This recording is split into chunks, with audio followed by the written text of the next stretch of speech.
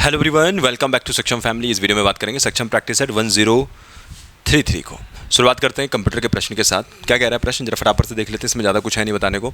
नीचे दिए गए कथनों में कौन सा सही नहीं है आपको ये बताना है। रजिस्टर मुख्य मेमोरी का भाग है, ये बताया गया है कि जो रजिस्टर है वो मुख्य मेमोरी का आपके पास भाग होता है।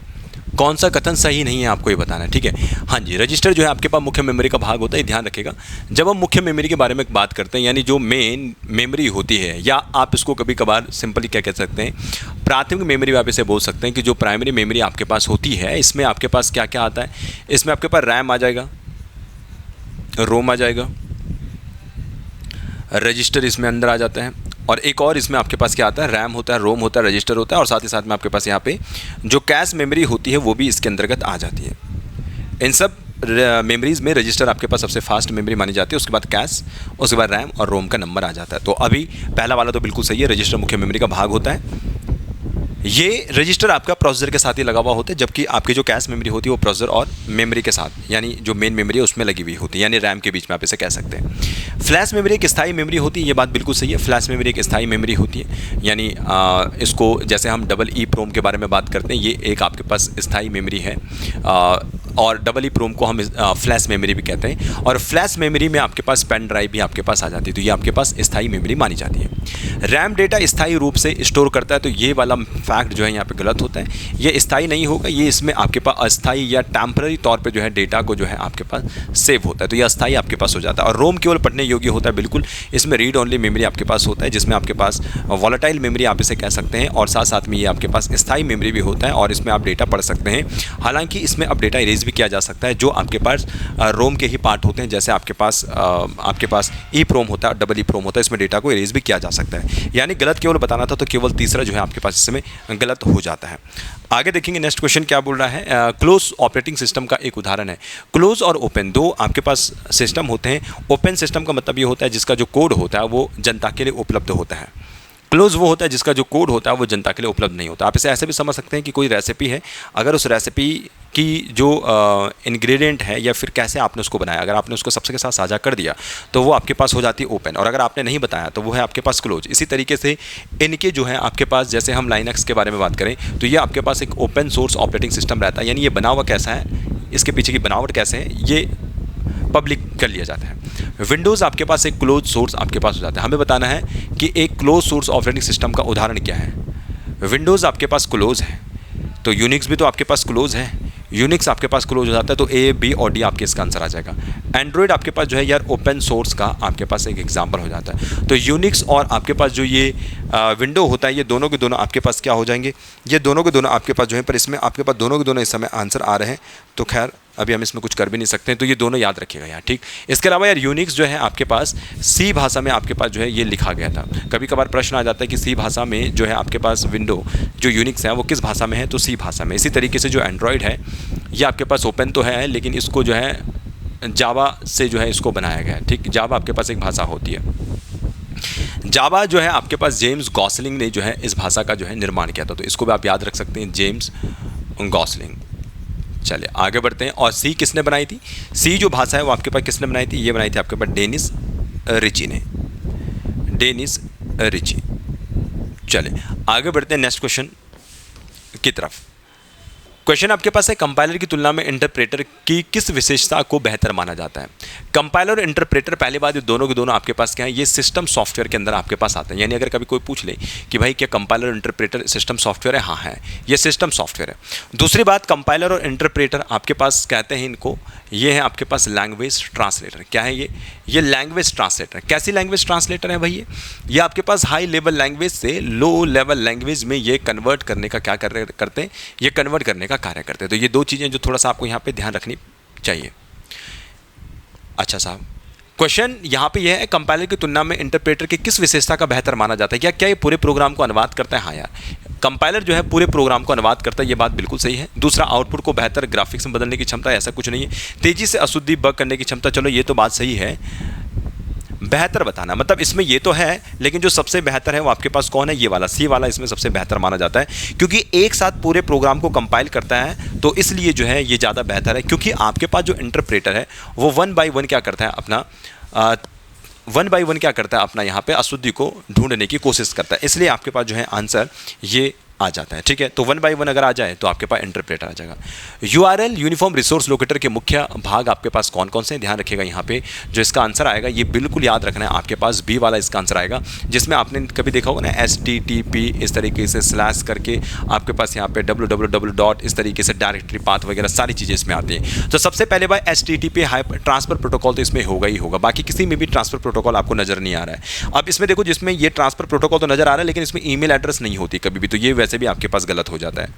समझ में आगे बात, ब्राउजर नेम भी गलत हो जाता है। तो HTTP से स्टार्ट आपके पास होगा, फाइल नेम इसके अंतर्गत आता है, सर्वर का नाम इसमें आता है और एक डायरेक्टरी पाथ इसमें आता है। इसी तरीके से आपके पास प्रश्न कभी आ जाए तो इसको याद रखिएगा आप लोग कि क्यों जो है URL का आपके पास मुख्य भाग होता है। और URL आपके पास क्या होता है, किसी भी फाइल का या किसी भी आपके पास वेबसाइट का कोई विशेष आपके पास क्या होता है, एक विशेष उसका एड्रेस आपके पास होता है जिसकी मदद से आप डायरेक्टली वहीं पहुंच सकते हैं। MS वर्ड 2007 में डॉक्यूमेंट में हाइपरलिंक, अच्छा ये हाइपरलिंक के लिए है, इसका जो शॉर्टकट है यार इसको थोड़ा सा याद रखिएगा, इसमें आपके पास Alt K से जो है आपके पास क्या हो जाता है, ये इस शॉर्टकट का जो है यहाँ पे प्रयोग किया जाता है। चलिए आगे बढ़ते हैं नेक्स्ट। सॉरी Alt K नहीं होगा, ये Control K होगा क्योंकि Alt नहीं होगा। ठीक है, ये Control K आपके पास हो जाता है। देखो एक आपके पास कंट्रोल होता है, क्या बोला मैंने, एक आपके पास कंट्रोल होगा प्लस अल्ट होगा प्लस आपके पास डिलीट होगा। इन तीनों को हम एक नाम देते हैं जिसे बोला जाता है 3 फिंगर सैल्यूट। 3 फिंगर सैल्यूट, अगर कभी प्रश्न आ गया 3 फिंगर सैल्यूट के अंदर आपके पास कौन कौन सी कीज़ आती हैं, तो 3 फिंगर सैल्यूट के अंदर आपके पास ये वाली कीज़ आती है। ठीक है, आई होप कि आपको ये बात यहाँ पे समझ में आ रही होगी। बढ़ते हैं नेक्स्ट क्वेश्चन की तरफ। क्वेश्चन क्या कह रहा है जरा समझ लेते हैं। क्वेश्चन आपके पास, चलिए ये आपके पास जो है रीजनिंग से संबंधित प्रश्न है और यहाँ पे प्रश्न पूछा गया 5 और 1 के फलकों के विपरीत संख्याओं का योग कितना होगा। ठीक, पहले अगर हम यहाँ पे ध्यान दें, एक चीज़ आपको बिल्कुल समझने वाली बात है कि यहाँ पे देखो 5 यहाँ पे भी है आपके पास, 1 यहाँ पे भी है, 5 यहाँ पे भी, 1 यहाँ पे, यानी 3 के पीछे, सिंपल सी बात है 3 के पीछे आपके पास 4 होने वाला है। ठीक, अब मेरे पास 2 हैं, एक 5 है और एक आपके पास 1 है। अब देखो इस 5 और 1 के पीछे कौन से नंबर हो सकते हैं जो हमें पता होंगे 3 और 4 के अलावा, यानी इन 2 के पीछे या 2 होगा या 6 होगा, यही तो नंबर हो सकते हैं। अब मुझे नहीं पता कि 5 के पीछे 2 है कि 6 है और इससे हमें मतलब भी नहीं है, हमें मतलब है इनके पीछे जो फलक है उनका हमें क्या करना है, एडिशन करना है। इसका मतलब मुझे पता है 5 और 1 के पीछे 2 और 6 में से कुछ इसी तरीके से होने वाले हैं, इसलिए दोनों को जब ऐड करोगे 2 और 6 को तो आंसर कितना आ जाएगा आपके पास, ऑप्शन बी जो है 8 जो है इसका आंसर आपके पास आ जाता है। आगे देखेंगे नेक्स्ट क्वेश्चन क्या बोल रहा है। एक निश्चित कूट भाषा में आपके पास कुछ चीज़ें दे रखी हैं, योर अटेंशन प्लीज़, ये कुछ इस तरीके से, काइंड अटेंशन ये इस तरीके से, प्लीज पे अटेंशन कुछ इस तरीके से दे रखा है। पे को क्या लिखा जाएगा आपको ये बताना है। सबसे पहले देखेंगे पे किस में है। आपने देखा कि पे हमें यहां नजर आ रहा है, क्या पे कहीं और भी है, तो पे कहीं और नहीं है। क्या पे कहीं और है, पे कहीं और नहीं है। चलो ठीक है साहब, आप एक काम कर सकते हैं, आप एक काम क्या कर सकते हैं, आप एक काम ये कर सकते हैं, देखो यहां पे प्लीज दे रखा है, दे रखा है प्लीज, यहाँ पे भी आपको प्लीज़ दे रखा है, दे रखा है यहाँ पे प्लीज़ बिल्कुल दिया है। यहाँ पे अटेंशन है, दिया है अटेंशन, और यहाँ पे भी आपके पास अटेंशन है, दिया है अटेंशन। यानी इस लाइन और इस लाइन में वो देखो जो कॉमन है, क्या है इसमें कॉमन, देखो यहाँ पे PUW था, एक ये है कॉमन, एक ये है कॉमन, तो ये बात सबको समझ में आ गई। दूसरा यहाँ पे ZUW नज़र आ रहा है मुझे, ZUW इसके पास भी है, ZUW इसके पास भी है। यानी देखो मेरे पास जो दो वर्ड कॉमन थे, उन्हीं 2 वर्णों का कॉमन मुझे यहाँ पे भी मिला। इसका मतलब प्लीज़ और अटेंशन तो इन दोनों में से हो जाएगा। ठीक, अब मुझे ये नहीं पता पर्टिकुलर प्लीज़ के लिए PUW यूज़ किया है या JUW यूज़ किया है, जैसा भी हो, बट इतना ज़रूर है कि भाई आपके पास जो है एक ही यहाँ पे बच रहा है और वो बच रहा है RUW, ये वाला। तो इसका मतलब RUW ऑटोमेटिकली आपके पास पे के लिए हो जाएगा, यानी सी जो है इसका आंसर आ जाएगा। क्लियर हो रही है बात। तो इस तरीके से जो है आपको इस प्रश्न को सॉल्व करना था। आगे देखते हैं 93 क्वेश्चन। अब ये 93 क्वेश्चन क्या कह रहा है, 93 क्वेश्चन कह रहा है माता पिता अमीर व्यक्ति और किसान के बीच में संबंध आपको दर्शाना। देखो यार इसमें जो संबंध दर्शाया जाएगा ना वो आपके पास आएगा ये तीनों वाला। कौन सा, देखो इस तरीके से, एक इधर आएगा ऐसे, एक इधर आ जाएगा आपके पास ऐसे, एक इधर आपके पास आ जाएगा। ठीक, ये बीच में क्यों, ये आपके पास जो ये कॉमन रीज़न है, कॉमन रीज़न का मतलब ये हो गया कि कोई माता पिता आपके पास, कोई माता पिता जो है वो आपके पास किसान हो सकते हैं ना, कोई माता पिता किसान, और अगर कोई किसान है तो ऑब्वियस सी बात है भाई वो अमीर व्यक्ति भी हो सकता है। इसलिए एक रीज़न ये इसमें कॉमन बनेगा ही बनेगा कि जहाँ पे आपके पास तीनों के तीनों आपके पास आ रहे होंगे। ठीक, तो ऑप्शन बी इस समय इसके लिए अभी के लिए आंसर हो जाएगा। बाकी तो ये कोई मतलब ही नहीं बनता जो बिल्कुल अलग अलग से आपके पास नजर आते हैं। तो ये थोड़ा सा ध्यान रखना है कि कब आपके पास जो है तीनों जो है आपके पास साथ में आने वाले हैं। चले आगे देखते हैं नेक्स्ट क्वेश्चन क्या कह रहा है। 94 क्वेश्चन देख लेते हैं। 94 क्वेश्चन क्या कह रहा है, 6 अध्यापक आपके पास हैं और इन 6 अध्यापकों में ABC केंद्र की ओर मुंह करके आपके पास वृत्ताकार मेज में है। आपके पास ये हो गया, कुछ आपके इस तरीके से हो गया, कुछ आपके पास इस तरीके से हो गया। ये आपके पास 6 लोग यहाँ बिठा दिए, वृत्ताकार की तरफ बिठा दिए हमने इनको। ठीक, M G के बाईं ओर तीसरा है, तो मैंने कहा भाई जो M है वो G के बाईं ओर तीसरा है, तो मैंने कहा ठीक है G इधर बिठाते हैं। तो G के बाईं ओर भाई अगर इनका मुंह अंदर की तरफ है तो ये कुछ तरीके से आपके पास जो है G के बाएं कौन सा हो गया, इधर से आपके पास पहला दूसरा तीसरा, ये कुछ इस तरीके से आ गया।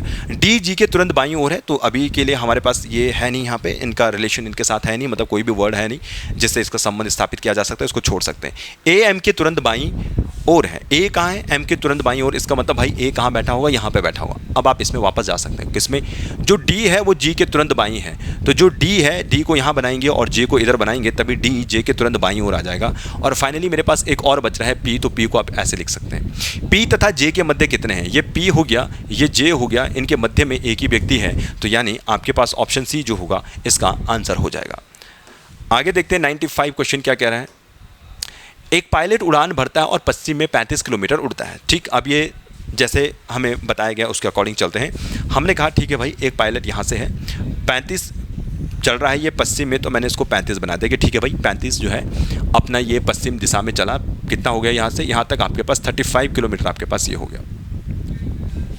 इसके बाद वो दक्षिण दिशा की ओर मुड़ता है और दक्षिण दिशा की ओर मुड़ता है और 15 किलोमीटर चलता है। दक्षिण दिशा का मतलब आपके पास कितना हो गया, ये नीचे की तरफ मुड़ेगा और ये चलेगा 15, तो मैंने कहा ठीक है ये दक्षिण की तरफ चला और ये आपके पास 15 मुड़ा। ठीक, फिर वो बाएं मुड़ा, ध्यान रख दीजिएगा जब ये नीचे की तरफ आ रहा है तो ये कहीं इस तरफ मुड़ेगा और इस तरफ मुड़ने के बाद आपके पास ये 20 किलोमीटर चलेगा, यानी मैंने यहाँ से लेकर यहाँ तक क्या बना दिया, इसको मान लेते हैं कि यहाँ तक आपके पास ये 20 हो गया। ठीक, इसको थोड़ा मिटाना पड़ेगा मुझे, यहाँ पे ये आपके पास कितना हो गया, ये 35 और यहाँ से लेकर यहाँ तक ये कितना हो गया, ये आपके पास 20 हो गया, ये 20 किलोमीटर ये आ गया। ठीक, और फिर वो उत्तर की तरफ मुड़ता है और 15 किलोमीटर उड़ता है, तो यहाँ से ये ऊपर जाएगा और ये यहाँ से यहाँ तक 15 होगा। देखो ये यहाँ से लेकर यहाँ तक 15 है, तो ऑब्वियस सी बात है यहाँ से लेकर यहाँ तक भी ये भी 15 होने वाला है। आपसे पूछा गया है कि भाई अपनी शुरुआती स्थिति के संबंध में विमान कहाँ पे है, तो स्टार्ट इसने यहाँ से किया था, तो मतलब इन दोनों के बीच की दूरी मुझे बतानी है कि ये कितना होगा।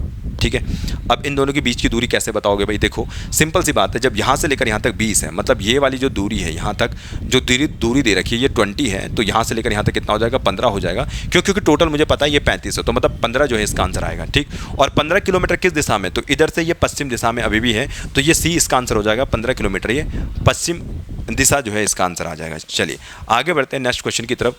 ये बताना है आपको कि जो ये आकृति है वो किस में निहित है, तो ये थोड़ा सा अच्छा क्वेश्चन है भैया। चलिए तो अब जरा देख लेते हैं कि कहाँ कहाँ पे आकृति आपको मिलने वाली है।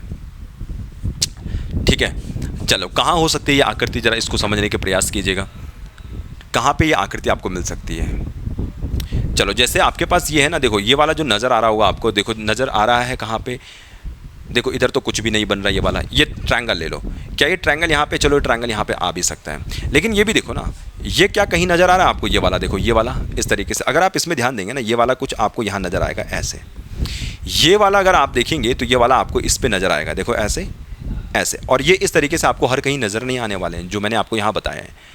तो इसका मतलब आपके पास जो आंसर बनेगा ऑब्वियस सी बात है ये ए ही इसमें आंसर आपके पास होने वाला है। ठीक है, तो ये ऑप्शन ए में जो है ये आकृति निहित है। चलिए आगे बढ़ते हैं नेक्स्ट क्वेश्चन की तरफ। क्वेश्चन 97 क्वेश्चन जो कह रहा है इसके अकॉर्डिंग हम चलेंगे।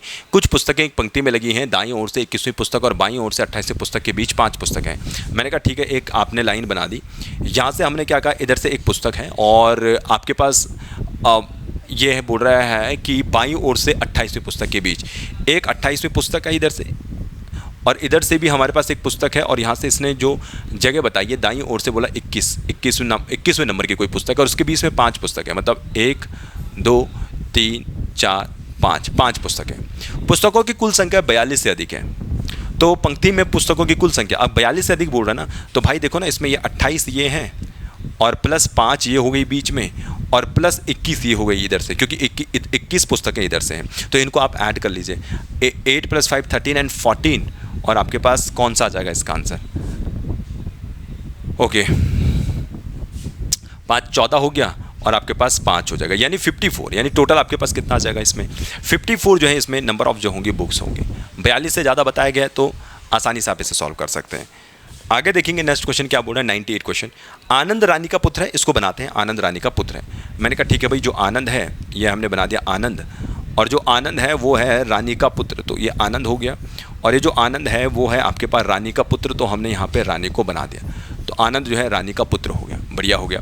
राजीव रानी का भाई है, राजीव जो है वो रानी का भाई है, तो ये राजीव आपके पास भाई हो गया, ये भी बढ़िया हो गया। राजीव रानी का भाई है। नेहा की एक बेटी है रश्मि, अच्छा नेहा की कोई बेटी है रश्मि, नेहा की एक बेटी है रश्मि, यहाँ पे कुछ मिल नहीं रहा। नेहा राजीव की बहन है, तो हम इसको ऐसे बना लेते हैं कि भैया जो नेहा है वो राजीव की बहन है, तो नेहा को ऐसे बना दे राजीव की बहन। और नेहा की बेटी को भी बना दो, नेहा की बेटी कौन है, रश्मि है, तो रश्मि को भी बनाना पड़ेगा यार, तो रश्मि को इधर डाल दो, तो ये आपके पास होगा यहाँ पे रश्मि, तो ये बेटी हो गई इस तरीके से। और अब बताना है आनंद का रश्मि से क्या संबंध है। देखो भाई, रानी राजीव नेहा आपस में भाई बहन है, तो ये नेहा की बहन है रानी, यानी रश्मि की ये मौसी का बेटा हो जाएगा, यानी आपके पास मौसेरा भाई आपके पास आंसर आ जाएगा, ठीक है। तो ये इस तरीके से देखना था आपको।